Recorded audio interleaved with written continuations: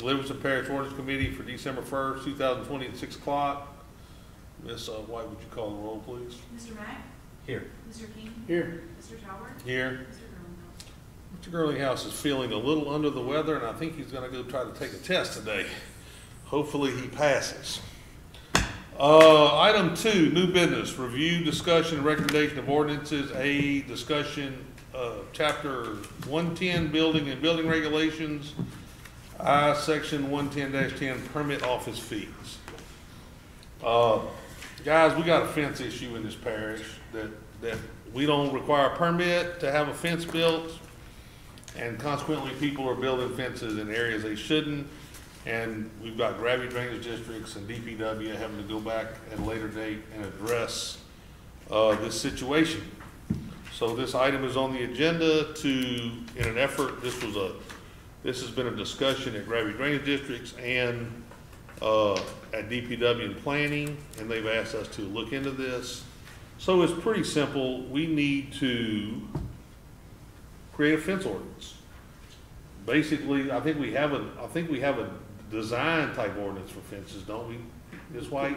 Commercial. For commercial. And residential fences, really, the design standard, I don't think basically needs to be that they don't need to be put in servitudes. That's right. So in essence, we need to basically have somebody buy a permit before they erect a fence, need to come to the permit office with a plot plan and a layout.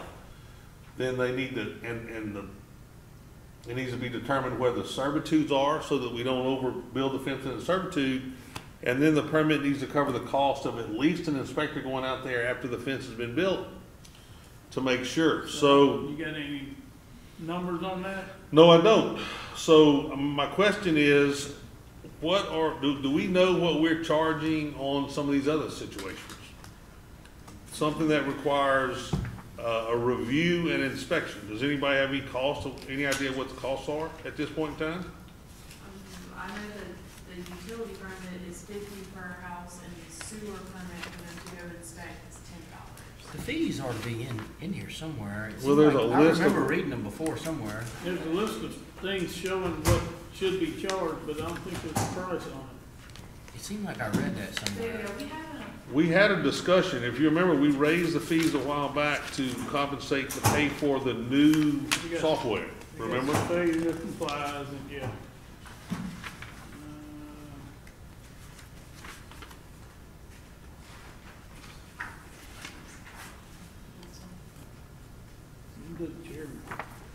Okay, so fees. Let's see, we don't need licenses, solid waste, building regulations. Oh, so a house is electrical's by service, by whatever's in it. Residential electrical.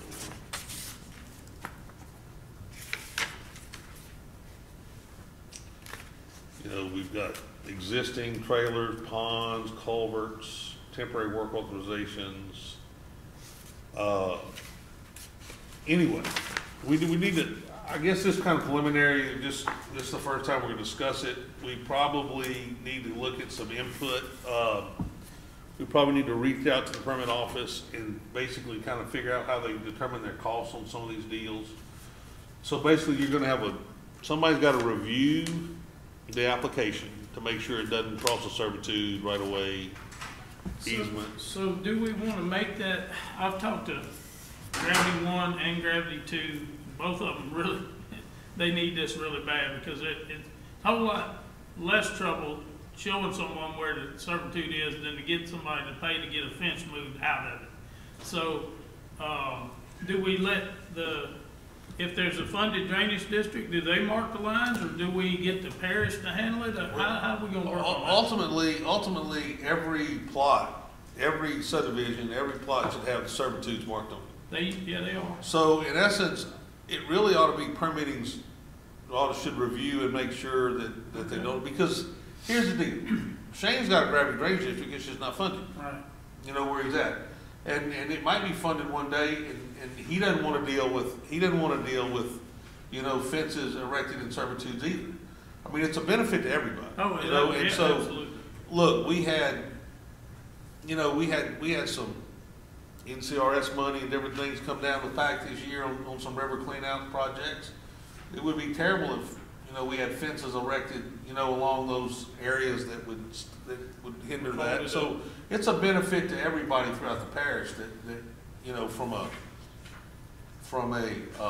maintenance point of view to get that resolved. There is gonna, and then, of course, there'll be some people upset when they realize their backyards are much smaller, but it'll make people more aware of where servitudes are in the future. We had to move 8 in one subdivision in my district, and it took a while. I've got a situation right now. I got a situation in Edmonds that we have a ditch that needs to be cleaned all the way to 1019, and they got ditches. They got fences up to the ditch line, so there's nowhere to go in there and clean them. So I mean, it's not like weed eating type stuff. I mean, we need to do some, you know, mucking out and some maintenance, and so it requires getting a piece of equipment down there. So yeah, I'm gonna go to Gravity 2 Monday, because to be honest with you, people, even these board members, just feel like that, you know, how many people are gonna be negatively impacted, and they look at how many people are gonna be impacted, and they have a hard time pulling that trigger. So we really, as a parish, need to stop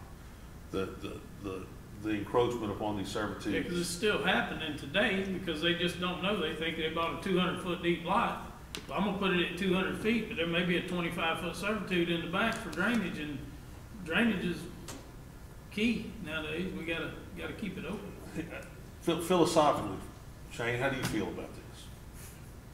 I know. I mean, I know you're in a more rural area, but trust me, you've seen development come. You've seen some subdivisions. You know it's coming. Well, I think this.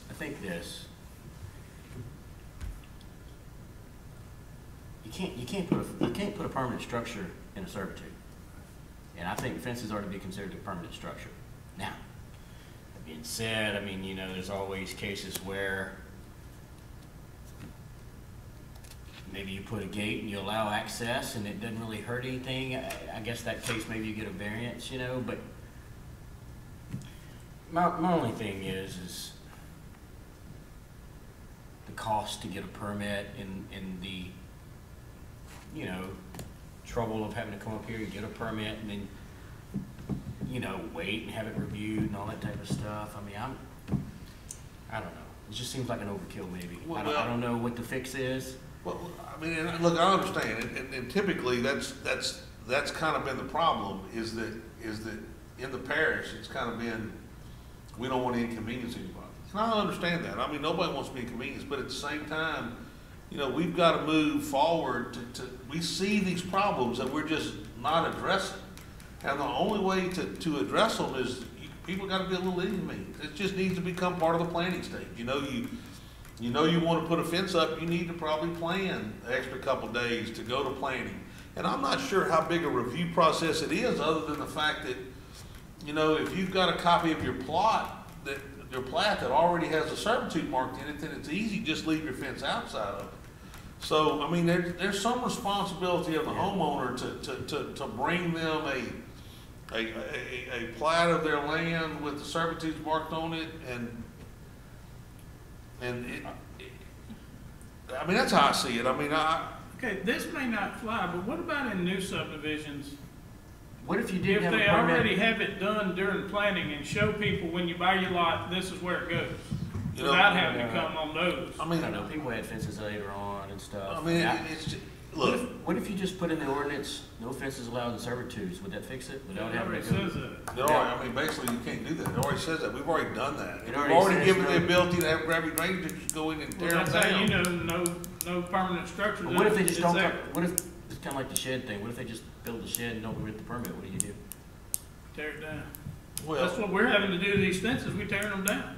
I mean, I think the issue is we're trying to prevent people from getting additional costs. Having to go through that. Because basically what happens is, you know, people either have to take them down, I know and it's a if they big don't take them problem. down, gravity drainage is coming in there and they're basically sawing the main deal off as close to the ground as they can, and trying to protect as much fence as they can, but it's still gotta be rebuilt.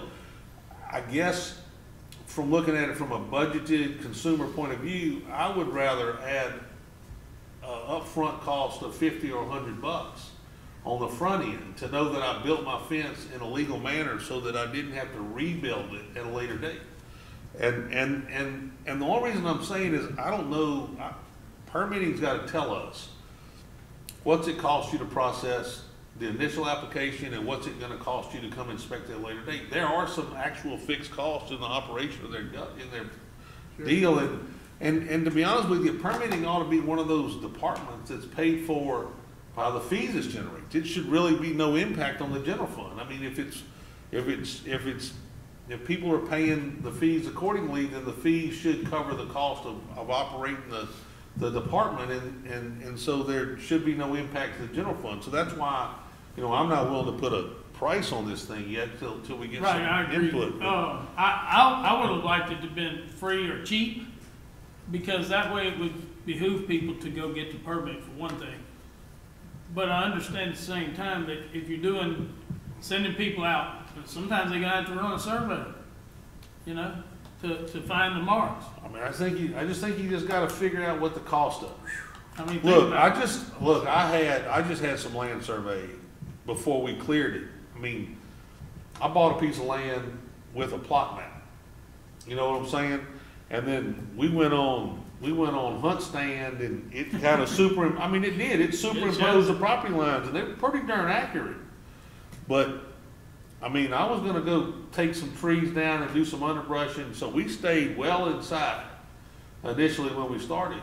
But eventually had to pay an engineering company to go out there and identify, where the corners were and mark me some lines so that I knew where I could get to without encroaching upon my neighbors. Because to me, it was way cheaper to pay an engineering firm or a surveying crew to go lay out all my corners and know where they were, instead of having to buy somebody's tree at a later date, or whatever. So look, I know, and it was not a cost I wanted to spend, but it was just something that I had to do in the long run, to ensure that I didn't encroach upon my neighbors. I talked to a builder today, and I told him about the fence permit. He said, "Thank you, Mr. Scooter, please."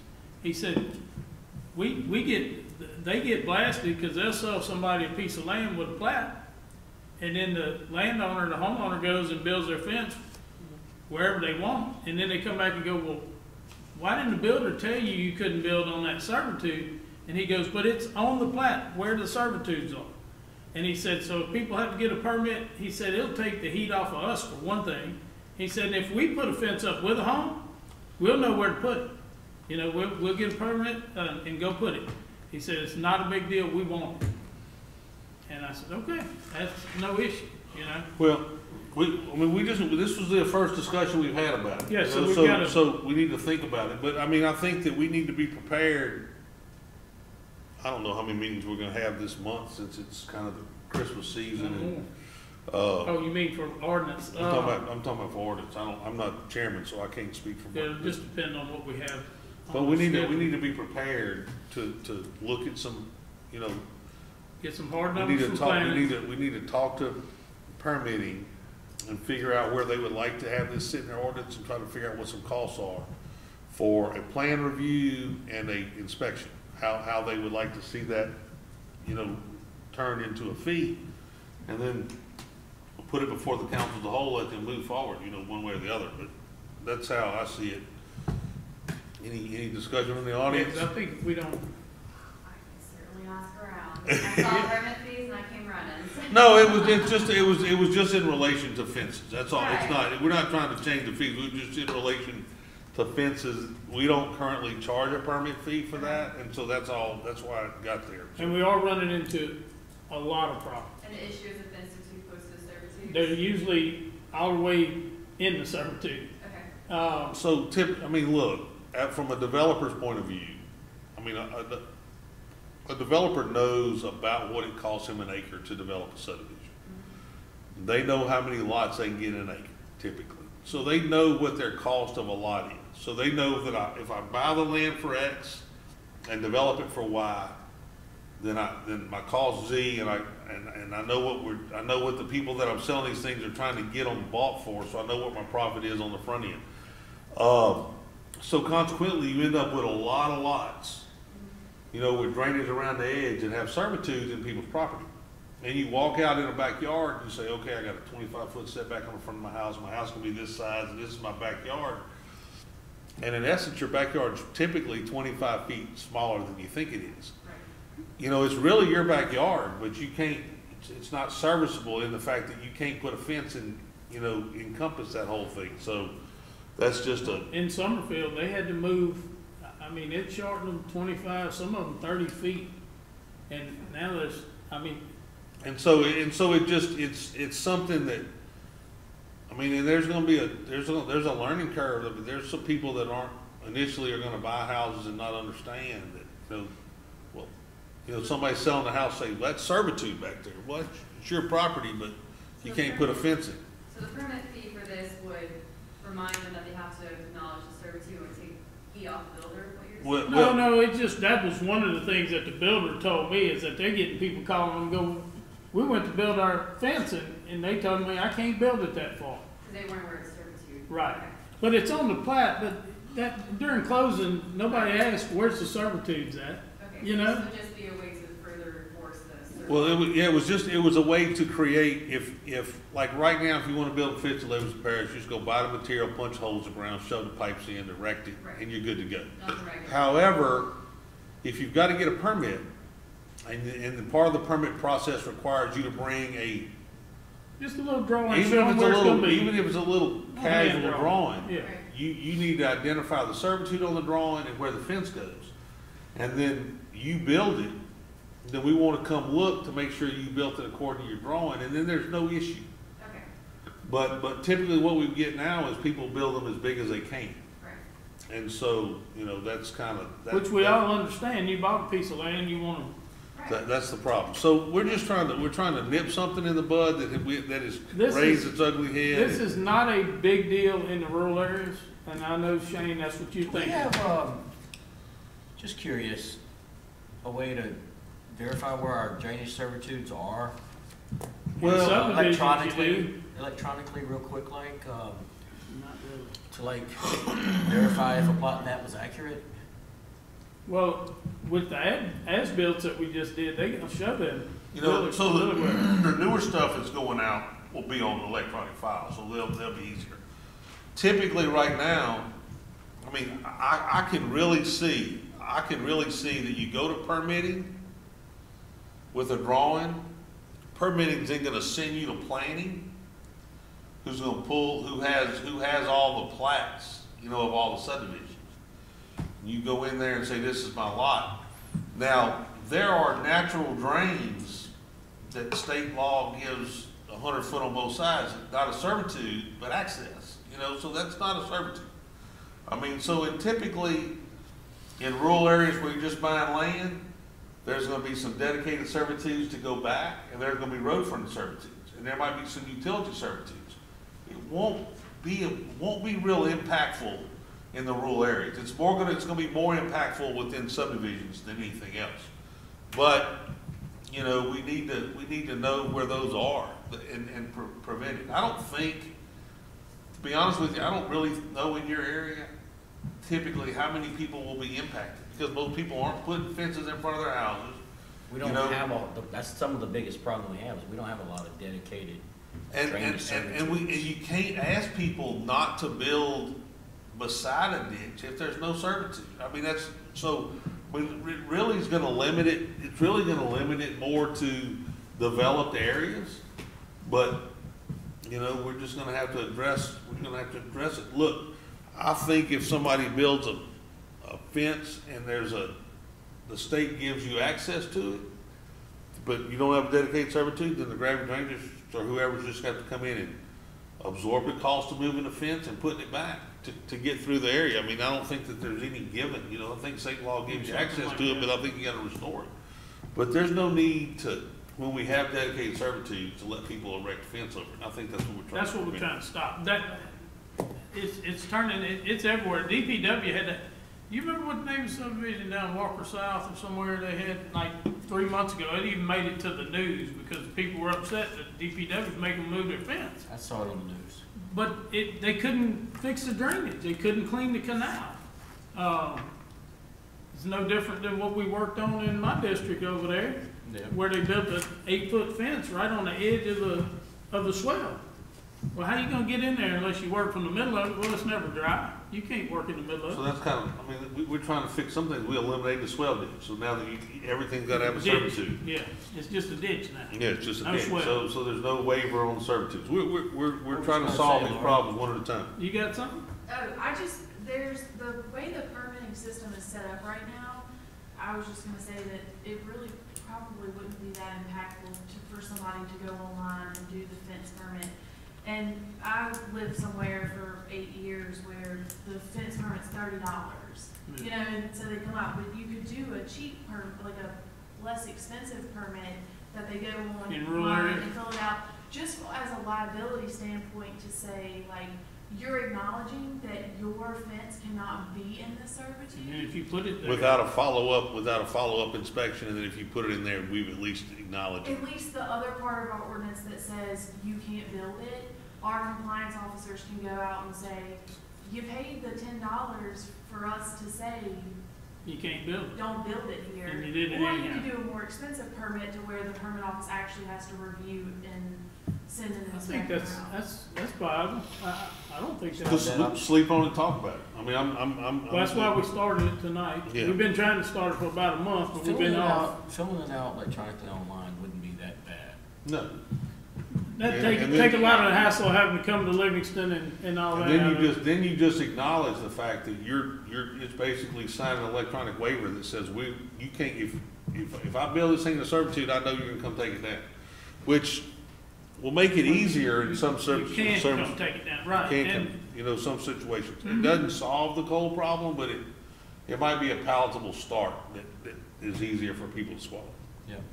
Okay. No more discussion on that. Let's move on to 3, old business review, discussion, recommendation of ordinances. This is discussion of section 125-25 drainage impact study, / drainage design requirements. I talked to Morgan today. And if you look at the planning commission agenda, she's really been pretty swamped. We batted around a couple ideas. This is gonna be a not an easy fix. Because I mean, my initial thought process was just, let's don't drain into ditches that fail, you know, and it's kind of hard to make the developer go fix something he doesn't have access to. So we're gonna study on this some more. I think that we all understand that development is not something we want to stop, but we want to make sure that we're not negatively impacting the people around it. And I looked at a particular instance the other day that when you meet the letter of the law, you still negatively impact some people downstream. But the solution to that problem is not going to be an easy overnight fix. So Morgan's going to work on some more stuff to bring some ideas to Probably us. after the first year before we It'll really probably get on that. it'll yeah. probably well be in the next year before we take up addressing that. But we do have to address it, and that's the main thing, is that we get the ball rolling, get everybody involved, get the engineering firms putting their input, and then we can come up with something that works for everybody, that doesn't make it too expensive to build in Livingston Parish, but don't affect the people downstream. And that's the problem, is that one fix is causing other issues. Well, here, I'll just give you an example. So there was a commercial development that had been built. And that commercial development was mostly grass and gravel. And a lot of the water sheeted off in different areas, a lot of water was absorbed. But its main discharge point was to this little ditch. Well, they came in and poured a bunch of concrete, ran it through a retention pond. The retention pond has a 36-inch outfall. And it goes into a ditch, and the first culvert, about 30 feet from that ditch, from that 36-inch outfall, is a 12-inch culvert. And a little bit further, you got a little 24-inch culvert, or maybe an 15 or 18, and then further on down to 24.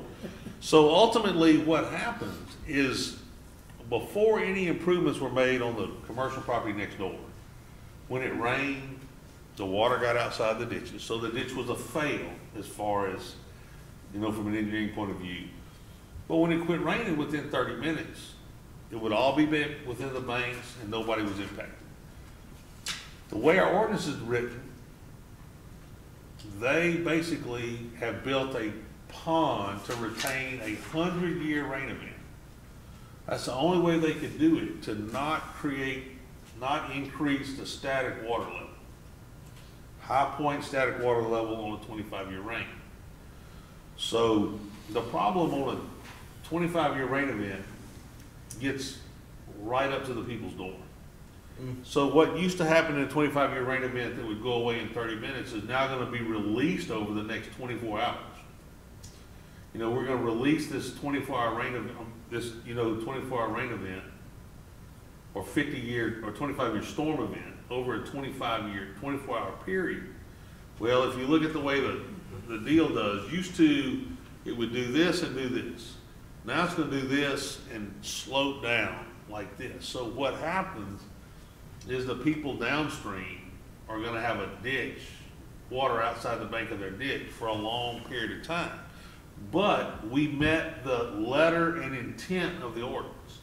And so that just told me that, what we're doing to not increase the volume of outflow and not increase the static water level is good to a certain point, but we put it into a ditch that's not capable of handling what's there already. Then we are negatively impacting some people downstream.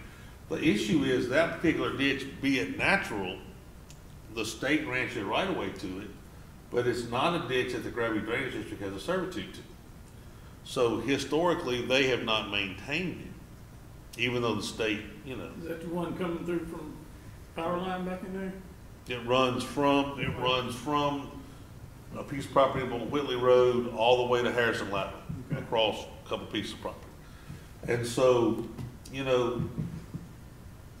the commercial property met the requirements, but they are going to negatively impact the people, which says we're not supposed to negatively impact your neighbor.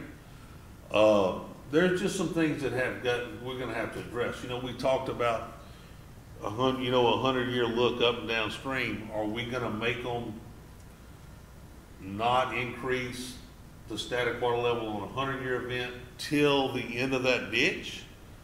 And which would mean changing every culvert, except do they have any legal right to go on somebody's property and upgrade the ditch? Let's say I'm downstream and there's a ditch running through my property and the developer needs to come in there and change 3 culverts to make his development work, but I don't want him to build that development, so I deny him access. Yeah. You know what I'm saying? So in essence, I block a development because I don't want it, by not allowing him to upgrade the downstream ability to carry water. So we're gonna have to look at this. Here's the deal. Some parishes have impact fees that they pay per lot. Then the parish goes in and does the work. My thought process was, I know it's gonna drive some costs up in the development, but if you make all the improvements up front, then the parish isn't stuck later on having to address the taxpayers, a ditch that doesn't fail and have the taxpayers throughout the parish pay for it. But there are some legal ramifications of how do you get to those ditches to make, the improvements downstream. So we're gonna have to talk, and here's the deal. If we say you can't drain into a ditch that fails, and then don't give the developer the ability to fix the failing part, then we make land undevelopable. You know what I'm saying? So there is a balance that we've got to come about. I know what we need to do, I just don't know how to go about it. So Morgan, we talked about it for a little while on the phone today. She's going to work on some particular things. As she told me, it is on the list. Everybody's got small children that COVID required people to do different things, and I think she was working at home today. So, everybody's got some struggles, and with the holidays coming, they're gonna, the world slows down in the month of December. And so, just be aware there's probably another issue that probably won't be addressed until 2021. Yeah, I agree. Under other business, you know, we've got this we got the trash thing we've talked about. How does Litter. any, Oh, the litter thing? the litter thing, does anybody have any, does any, We had one thing that we talked, me and Lauren talked about putting a separate paragraph stating about the justice of peace having, requiring them to have a monthly litter court. But I told Lauren, I said, well, but what about the justice of the peace that decide they're not doing that? They're not gonna enforce litter, they're not gonna write any ticket. And we could actually force them to actually do that job by Well- putting that in our ordinance. Because we fund them, right? and we The pay them, state we does pay them, and we we pay, pay- we pay them so much money a month and. So they need to do the work for the parish if we want it done. I guess reach out to, somebody at the AG's office that is kind of in charge, I think, maybe Miss Day might, I know she was doing the training, I don't know if she's still responsible for those. And ask her if that's something that we can require them to do, or is it, you know, I mean, there's no need, look, I mean, if we're gonna give a constable the ability to write a ticket, and then there's no court to go to, then he's just stuck. So we need to find out, can JPs cross historic lines to have litter court? You know, if, let's say, Yeah, she think had they told already me said- that, like, we've already done Yeah. all that legwork. so we know that can happen. Yeah. Okay, so, The constable can write anywhere in the parish. so the question is, do we want to go make every JP have a litter court one day a month? Or do we want to just let constables do it and you've got to go to some litter court that's been, Well, we had talked about it a month ago that maybe we could rotate, on a every 3-month basis or something, or 2 month, they could come here even and do it. I mean, look, I know that litter's a problem. Look, until this is gonna be one part of addressing it. There's other things that need to, look. It's not just here. I went all over Natchitoches, Vols Parish, and during all that bad rain this weekend, and there was garbage piled up, stopping up culverts everywhere. Look. People have got to quit. Look, throwing I that stuff out. got a fishing camp in Oakdale, and Shane, you go fish on the coast. Get a high tide, let it Oh, run okay. out, it's amazing leaves what's it floating, everywhere. it's amazing what's floating in the bayous. I mean, Yeah. it's just amazing. And this is our state, we love it. Why would we do this? But, shoot, man, I don't know, I got a 5-gallon bucket in my boat, and that's the trash can. Yep. It's under the console. It and can't we just- blow out. We throw it in there. I got me a little net trash bag. Yep. Shoot, I caught a wind knot Saturday, and I cut enough braid out of a deal. A wind knot, is that what you calling it now? That was a Professional wind, backlash? that was a wind knot, son. It was backlash. You ever cast a braid in the wind? So that's I got a curve out like this. Just didn't work good. I got a wind knot. I cut it out. So you put it in your bucket. Put it in the trash can. Put it in the bucket. That's right. Put it in the bucket. And What prevents justice of the peace from having court now? Nothing. To do it. They just, They can't do it in their office? Yeah, they could. Absolutely can. they absolutely. Let me tell you what we're doing here is mirroring state law. We're just putting it in a parish ordinance form. There is nothing, you know, It's no you know, I got a text before we first talked about this. There was somebody who said they weren't interested. I said, we're not gonna do anything that state law doesn't currently allow for. We're not expanding the JP or the constable's ability to do anything that the current state code doesn't do. We're just putting it, if you remember, our parish ordinance as it stands right now is not accurate. It doesn't reflect state law. It needs some changes just to reflect state law. So basically all we're they're in doing. there now, right? Yeah, the blue- Yeah, they're in there now, it's right. And Mr. Moody signed off on it and said it was all right, Yeah. So basically the only thing we're doing here is ratifying, we're just mirroring basically what state law says and putting it within our parish ordinance. It's not trying to take anything out of 21st JDC. If they wanna write tickets and send them there, that's great. Yeah, Do it, please. currently, if the sheriff's office writes a ticket, it's going to the 21st JDC. That's where their tickets go. right now, typically, the constables have not been writing them because they don't go to the 21st JDC, and there really been no way to enforce. no way to enforce it, because even though state law allows for it, nobody feels comfortable doing it. By putting in our parish ordinance, I think you'll see some constables go research some situations that, you know, those trash problems that you see on those dead end roads at times. I think they're gonna go look, and, you know, if you go dump a couch, you better make sure you don't have a credit card receipt in it, they can track it back to you, because you're gonna be in a bind. You know, they're gonna be able to go find those people and be able to address that 2 new stuff. mattresses on Perkins last week. I mean, so, But look, I wanna work with our waste handling companies and see that it's a big deal to get them to pick up big and bulky items, okay? Maybe we could get them to do a little better job on that so that people could put it out as part of your trash. And then they won't think they gotta go dump it somewhere. And, you know, it's a business, you know, our waste haulers are a big business. So any more they add to it without increasing the cost the bottom line of the company. I get it. well, look, they basically contractually charge what they charge now based on the services they provide. That's right. If we require them by ordinance to provide more services, They'll have to go up. they'll have to go up. The issue is that slippery slope that we talk about in this parish. There is no mandatory garbage pickup. So, you know, you don't have to have garbage service here. So if You don't see this stuff inside the cities piled up on the side of the road because they got mandatory garbage pickup. So Dental Walker, you know. anyway, do we want to send it, are we interested, you know, we've got this ordinance committee on the agenda, a report on it for Thursday night. Are we interested in taking the ordinance as it's written now and sending a favorable recommendation, or do we want to figure out, do we establish in the ordinance how the courts are going to be run? I don't think that's necessary. I think we need to work that out afterwards.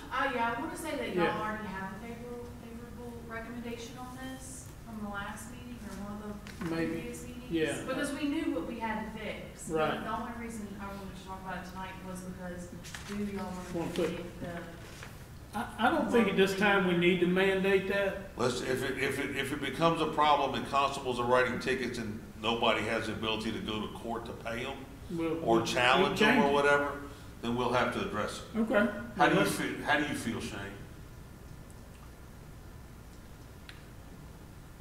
I think we're okay.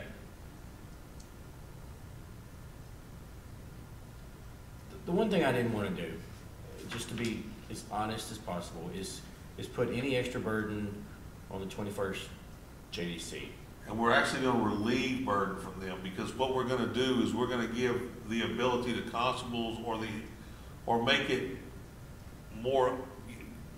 more publicly knowledgeable, or I don't even know how to go about saying this. Basically, state law allows them to do it now, but they just don't do it. And we had some come testify that if the law was changed, they would probably be more aggressive in doing it if they felt that. And then Jennifer said she's ready to take the fines and issue them back. So And send the checks back to send the checks back to the JP, so. JPs. It'll be all right. Okay. So we got a motion from Yeah, I'll make a Scooter, a motion. second from Shane, and no objection. We're gonna move forward. We're giving a favorable recommendation. We're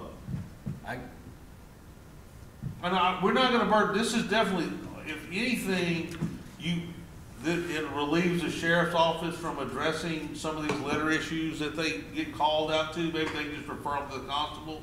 Yeah, they can actually do that. Constable can do the research, maybe, you know, write a ticket, JP can handle it, and that's something that wouldn't even go to the 21st JDC. Okay.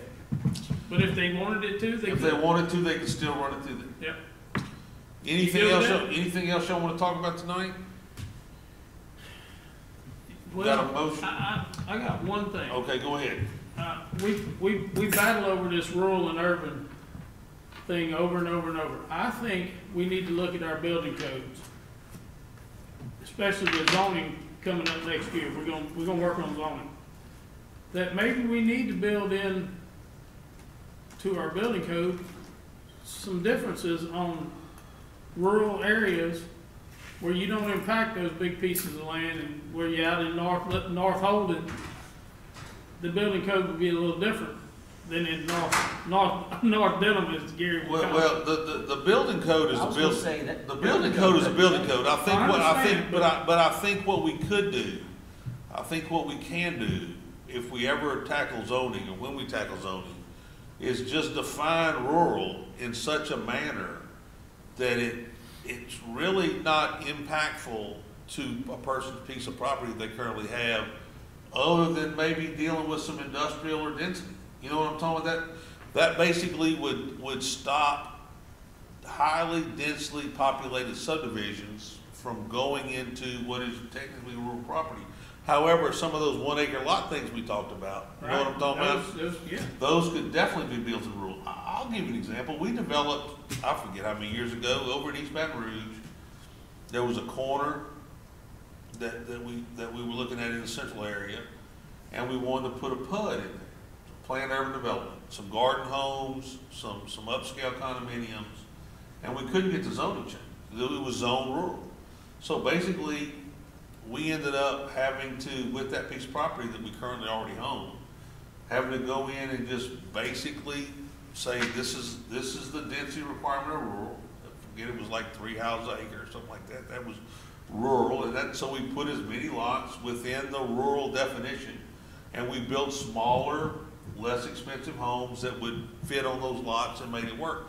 Typically, if we would have got the PUD approved, the density would have gone up.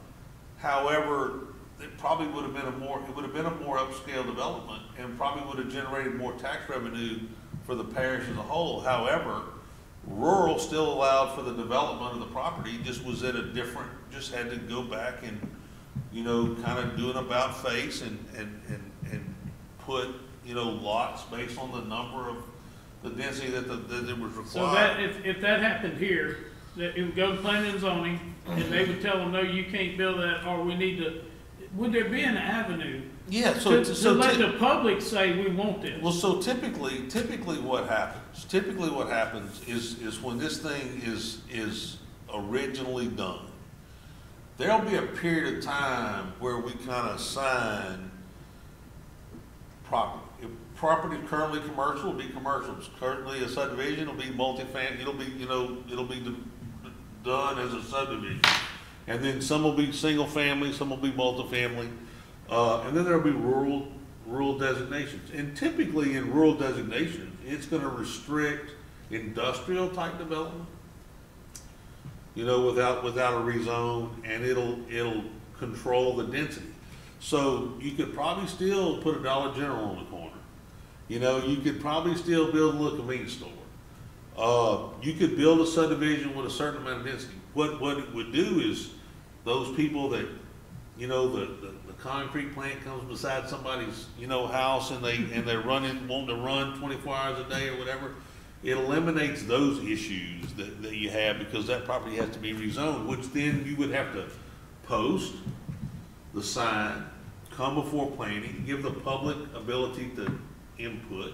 Typically, you'll have some engineer from the planning department go out and make an evaluation and say that it's non-conforming to the area. A lot of times what happens on most zoning things is, you know, as the area changes, what you're requesting conforms to what's been happening on a natural basis, so it's not a big deal to get a zoning change.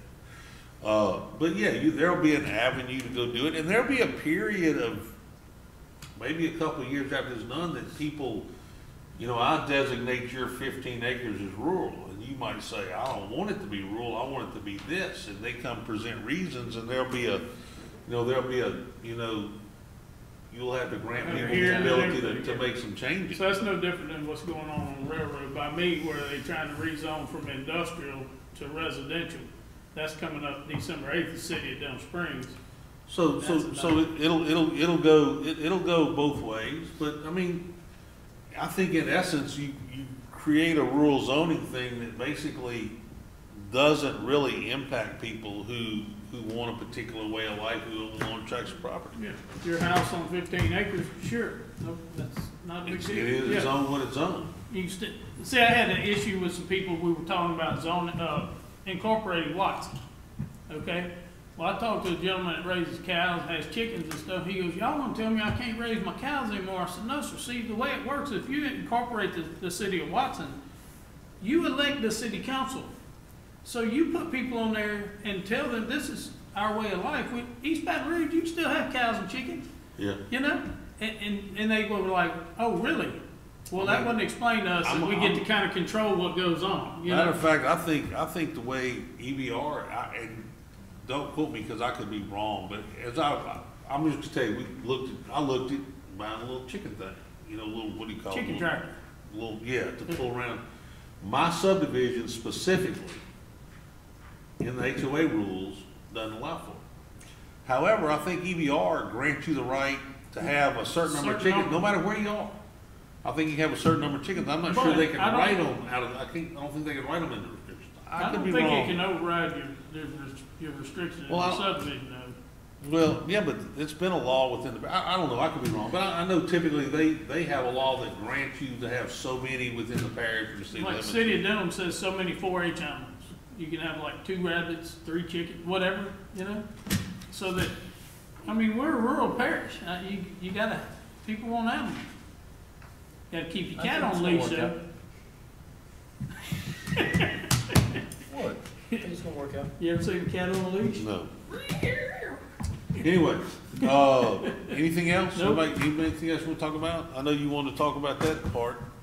Yeah. Shane, you good? You want to make a motion? Yeah, make a motion to adjourn. Shane, make a motion, second, no objection? See you on Thursday. Did a good job. Yeah, well, you made me feel bad on it. You made me feel bad. That was funny, You wasn't it? got a spot for the Citizens Drainage Committee? Because I got someone wants to be on it. Yeah. I need to add a petition. Could you send me, you got my email? Just send me, Shane Marler.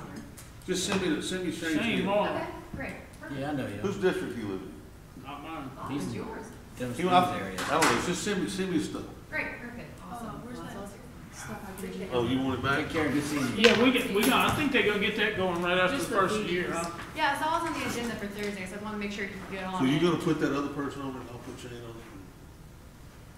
it? Yeah, that's all right with me. The guy that was, you know who I'm talking about? I think so. We didn't, have we talked about the